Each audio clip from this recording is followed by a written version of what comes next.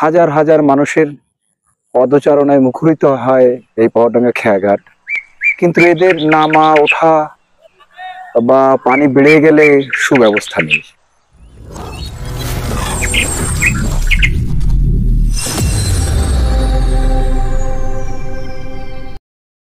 সুপ্রিয় দর্শক শ্রোতা, আমরা এই মুহূর্তে আছি পহরডাঙ্গা খেয়াঘাট, পহরডাঙ্গা গরুঘাটের নিকটেই মধুমতির পাড়ে। আসলে সবচাইতে খুব দুঃখজনক যে হাজার হাজার মানুষের পদচারণায় মুখরিত হয় এই পহরডাঙ্গা খেয়াঘাট, কিন্তু এদের নামা ওঠা বা পানি বেড়ে গেলে সুব্যবস্থা নেই। মানুষ, ছাত্র ছাত্রী যারা বিশেষ করে অসুস্থ রোগী আছে, তাদের ওঠা নামার জন্য বিশেষ কোনো ব্যবস্থা নেই।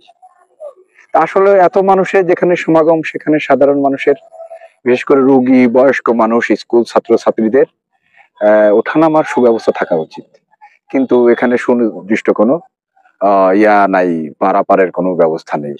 যদিও এখানে হাজার হাজার লক্ষ লক্ষ টাকা খাজনা নিচ্ছে সরকার বিভিন্নভাবে।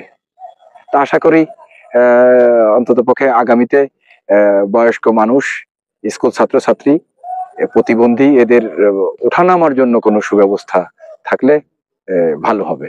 ধন্যবাদ আপনাদের।